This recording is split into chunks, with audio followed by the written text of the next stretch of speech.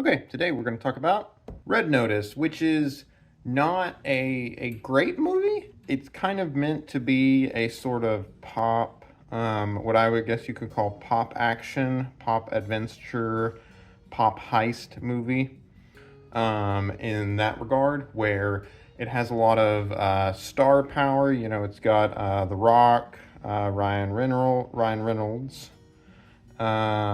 and Gal Gadot basically in it. So it has a lot of star power, a lot of big names with recognition. Ryan Reynolds is the only one who's really that great of an actor, I think. The other two are just there for their star power and because they're famous. And they do good in the movies that they do. They seem to pick movies fairly well. But the reason why I'm talking about this is because it's not a great movie, but there is one section that is quite good. And I wanted to talk about that and kind of go in depth about how we get there and what leads up to it and what makes that one part good. There's basically one monologue that Ryan Reynolds, let's see, oops. There we go. One monologue that Ryan Reynolds' character goes into that is just, I thought it was really good. It really stood out for the whole movie, and everything else went downhill from there. Because basically the movie's a great meh, basically. So it's something where if I never watched it again, I will probably be happy, and I probably will never watch it again because it was just really, really okay or okay to bad. But the point of the movie is to be silly. It's supposed to be a silly, fun family movie with, whoa, that was awesome. And it's going to be said by a 12-year-old. That's what the whole movie is built for. It's kind of supposed to be one of those catch-all family fun friendly movie, like a bad superhero movie without the superhero, framework or anything like that. So this is the story, kind of the basis for it. So we'll go into it. So our main character is a FBI profiler named John Hartley, and this is The Rock's character. And basically he goes and he's going to Rome because he believes that this famous egg, Cleopatra's egg, the egg is going to be stolen by a wanted and notorious art thief. And our art thief is played by Ryan Reynolds, and he plays the character. The character's name is Nolan Booth, basically, from here. So they have a credible reason to believe that this is going to be stolen. And so they're also joined, or Hartley is joined with the Interpol lady. I don't actually remember her name, but Interpol lady is fine. So she's there representing the law, and John Hartley's kind of there as an assistant, sort of vigilante, the American, the one-man show sort of deal. So they go to Rome for their showing off this new fancy egg that's been discovered. And they're going after it, and John Hartley shows up, and it turns out that when he arrives and they're showing off the egg, it turns out it's already been stolen. He pours Coke on it. Basically, it melts to the ground from here, and everyone's like, shock and awe. And it turns out, and they realize that Booth is still in the room, and then so commence a chase scene. And the chase scene basically, it's just a chase scene. It's great. Again, this whole movie is basically like 80% of the appeal is the chase scene, heist, action, like that whole thing. So they do a chase scene, but then as a result, Booth ends up getting away. So he sneaks away with the egg, and John is left in the dust, basically, from there. And then it cuts to Bali, and we get to see Booth in his home. But then it turns out John is actually there, mysteriously, on his couch. He's waiting on his couch, and then he's there with Interpol, and so then they capture him and take the egg back. So now they've captured the art thief, they've recovered the egg, and everything is great. And then Interpol lady and John are having a conversation, they're talking, and she's like, you know what, I realized? And then she takes the egg out of a bag, and he's like, what on earth is going on? Why do you have the egg? And, and by the way, before they leave Bali, we do see someone steal the egg. We see a mysterious female figure come and steal the egg. So then Interpol lady, when she's got the egg, she drops it. and it crashes, proving that, again, they have gotten another second fake egg. And with that, she goes, John, you're actually not a real agent, you're a fraud. And so she goes, I need you to tell me where the egg is now. And he's like, I don't know what you're talking about. I'm innocent. I'm framed. I've been framed. And so they're going through this whole, back and forth. But then he gets sent to prison with his best friend. So now John Hartley, is now being sent to a Russian prison. And it turns out his cellmate is none other than Nolan Booth. And they're given an offer by the mysterious lady who turns out is this figure called the Bishop. And given an offer for the location of the other 2 eggs, because apparently these eggs are in a sequence. And in exchange for that, she'll get them out. And Booth, of course, is like, absolutely not. And John's like, you should tell her, because then we'll get out, because we're in prison. And this is full of Russians, and it's scary. He's like, no, we're not telling them anything. I'm not telling them anything. I don't know where the egg is from there. So they're stuck in the prison, and there's a lot of the dynamic so far is the dynamic between the characters is okay. Again, there is something to work off. This is not the worst movie ever. It's just meh. So the dynamic now is where Booth is very angry and resents Hartley because he's a cop and getting him captured. So now that they're in jail, Booth keeps forcing Hartley to fight prisoners and stuff. Like, he outs him as a cop, which in a Russian prison doesn't really go well. Let's see, not good, or it would be niet good because they're in Russian. Yet good. From there, so then people keep picking fights, and then Hartley's able to hold his ground, so there's kind of like an equilibrium that they settle where they're kind of both on equal footing. Booth resents Hartley for trying to capture him and capturing him and putting him in prison, and then so Booth kind of gets back at him by picking a bunch of fights and getting Hartley kind of beat up, but then Hartley is a giant dude because he's the Rock, so he can hold his ground. So there's kind of an equilibrium, basically, a mutual sort of respect that they're starting to build. And so they're both sitting in their cells, and this is where it comes to the important part, the part that I really enjoyed. So they're sitting in their sleeping in their cells. Let's see, he's here and his right there, and then right beneath him is John. Let's see, so this is John, and this one is Nolan. And so Nolan's talking, telling him about it. And so John prompts the story off by asking the one question. Yeah, he's asking the question, how did the son of a Swiss police captain turn into a life of high crime? And so this is what we realized is basically we actually don't know anything about Nolan's or Booth's past. His past is a mystery up until this point. Again, the movie up until this point has been basically nothing but action. We have no time for past. But now we kind of have this lull moment where the characters are kind of equilibrium. This is a good point to basically have some backstory, kind of go into the characters' motivations other than just I'm a thief and I steal. So, here I am. From there, so you kind of are getting a understanding of it. From there, you can kind of start to begin to see his point of view. And Booth, in his typical fashion, he quips. Basically, Ryan Reynolds is nothing but he's the quip man. So he's got the quips. For the short version, he is a short version. He was a prolific asshole.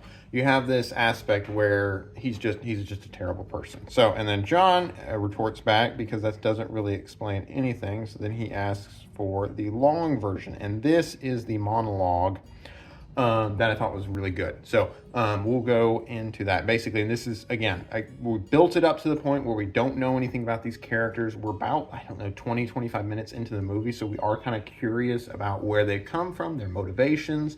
John Hartley's kind of pulling it out and saying, hey, we don't really know much about your past. This doesn't make sense. He's introducing the anomaly where, hey, you seemingly had a really good life.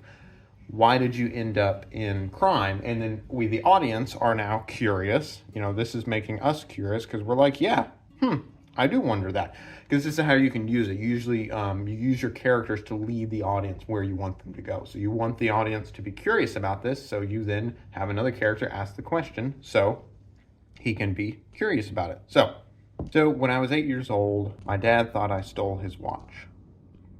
He loved that piece of metal more than anything. He asked me if I stole it. I told him I didn't.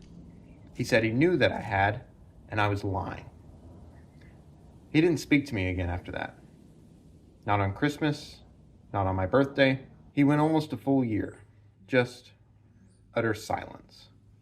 Like I didn't even exist. Then one night, he comes home and he sits down at the dinner table, and there it is. The missing watch. Right there on his wrist. Found out later that he put it in his desk at work, and it got buried behind some papers or something. But he never apologized. He just looked me in the eye and said, "How was your day at school?" Then he kept asking, "How was your day at school?" And I never answered him. I just stared at him. I didn't eat. I didn't drink. Next week, I found myself in boarding school. And so that's the monologue. And again, it's really good. It's really, really, really, really good. I mean, Ryan Reynolds is actually a pretty good actor. He usually plays the same type of character, which is, again, the quip man. You know, the sassy quip man is basically his bread and butter. That's basically all he has, at least probably what he's most known for. And that's probably what most people want him for. You know, for these movies, people watch Deadpool and they go, "I want Deadpool in my movie," and so then that's why they get him to do it. But it's a good monologue. So what do we have here? So for the meat and nuts and bolts is where he's starting off. He is 8 years old. He is a child, basically. He is so young, and so what we're faced with is and again, this monologue is your character's chance to get the audience to like them. So can they do it? What story can you tell? Again, it's a really short story, maybe a minute, 2 minutes long. What story can your character tell to get the audience to like them? You know, sell them on it. And so he's 8 years old, and his father blames him for stealing his watch. And so what we have is this gross injustice aspect of it. Where he's 8 years old. Like, where is he gonna hide a watch? Like, he lives in your house. So it's just this kind of like indifference where maybe even the dad knew the whole time that it wasn't his son, but it could have been. So he blamed him or something, but he didn't care. He didn't, seemingly didn't care. So it's just this grave injustice aspect of it for stealing his watch. And then it's the cruel punishment. This is absolutely really bad because, again, there's no mention made of the mom, so we're just assuming she's out of the picture. So his dad just doesn't talk to him for 1 year. So he's 8 years old, and then his Christmas birthday, so now he's 9, and his dad's still just not talking. This, the silent treatment basically from there. And it's very, very messed up. It's very much kind of like an upper class, a white collar sort of form of, probably more so, maybe I'm stereotyping, but a form of abuse is the silent treatment, where you're not getting beaten, you're not starving. Your one parent just completely ignores your existence. You are nothing, basically. And so what you've got then is is a very sympathetic situation. So this is working. We are horrified by the gross injustice of it all. This is just absolutely insane. And then even more so, the cruel punishment, where you don't know if your son took it. You're just blaming him. So you've decided that he's taking it, and then that's it. That's all you're just go, all right, you're it. You're guilty. The end. Moving on. But then even worse than that, he comes back and finds the watch, and no apology. No apology. It's just, I got my watch back. And then he moves on. And then he asks them, "How was your day?" Not, "How have you been?" or "I'm sorry," or anything like that. There's no accountability. So his dad is just, you really are getting a very good picture, because we don't think of the descriptions. Again, this is a short monologue. We don't have a picture description. You have one story, one sequence. You don't tell a bunch of different reasons why your dad is an asshole. You're telling one story. So you got to have it, it's got to be really tight, really contained. And there's no apology, and it's just, "How was your day at school?" You know, they just pick right back up where they belong. You know, his dad came home from work and blamed him for stealing his watch. And then one day his dad goes to work, finds his watch, comes home and goes, "How was your day at school?" Just moving on from there. No apology. And then and then he finds himself in boarding school. And so this kind of is the ... and then leads to crime. Now, there is one part that I think is absolutely terrible here, because the biggest problem, and I'm almost positive that the guy was worried about plagiarism or something, because it's so dumb that he didn't do this. Because this is where the story ends. There's no apology. It's just straight to boarding school. But that's not where the story should have ended. What the story should have been is, you know, "How was your day at school, son?" And I never answered him. I just stared at him. I didn't eat. I didn't drink. Next week, I stole his watch and then found myself in boarding school.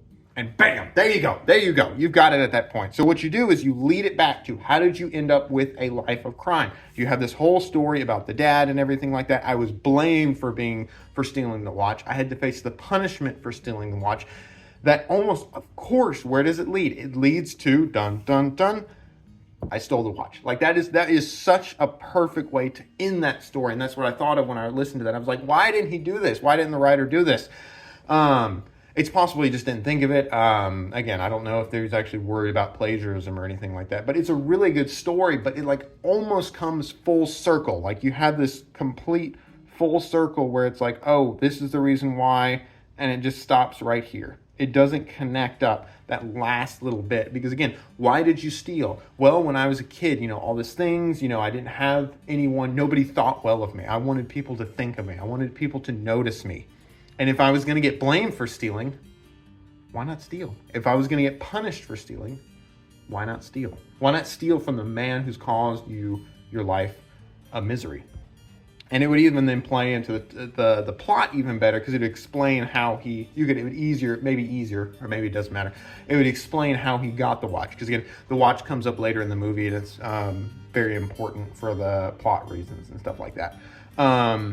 But yeah, so that's the monologue, and that's kind of the problem with the ending the story. The other big problem is then John, after he ends the story with "I found myself in boarding school," there's just a snore from John. And it's supposed to be a comedic element where John's like, oh yeah, you know, his heartfelt story he just falls asleep on. But then he's like, no, I'm with you on that. And it just ruins it. Like it's a laugh, it's worth a laugh. But when you do a laugh like that, you're sacrificing the sincerity. So basically you're picking one. You get one laugh, or you get the sincerity of the story from there. And it's just one of those where I was just like, this is the one good part of the movie, and they basically kind of butcher it even in the movie from there. And then the rest of the movie goes on, but it doesn't really care, again, because it's bad. But I would definitely find it. I might link a YouTube clip of the actual monologue in there, because it's really good. It's got the heartfelt aspect, you know, kind of again, you think of, why are all these main characters orphans? You know, Harry Potter, Percy Jackson, I'm trying to think of more. Hunger Games lady. Katniss is not quite an orphan, but she's kind of, some aspect you could ask, she's partially an orphan. Aspect of it from there. But you have all these orphan characters, Huck Finn, you have all these orphan characters because it immediately elicits sympathy in the audience. And this is what this story does. When I was 8 years old, my dad thought I stole his watch, and he didn't speak to me for a year. You know, this is almost comic book level of injustice. You know, this is the villain origin story from here, where you have this absolutely horrible person who then leads to the creation of this, you know, super villain or super thing from here. But it's a really good story. It's very sympathetic. It's very tight. There's no wasted words. I would just probably take out some of the justs in there, although I have a case of just where I use the word just a lot, thinking that'll help me, but it never does. From there. So you could probably tighten it up just a tiny bit, but it's a really good story. It would be so much better if it ended with, so I stole his watch. And then you have this kind of aspect of the revenge element. Then we got him. You know, if you're going to blame me, if you're going to look down on me, if you're going to do all this, then I'm going to come up and I'm going to do it anyways. I'm going to steal the watch. I'm going to get it. And you're not going to you won't have your watch anymore. And it kind of leads into his greater character motivation for stealing the egg and all that from there. So, yeah, I think that covers it.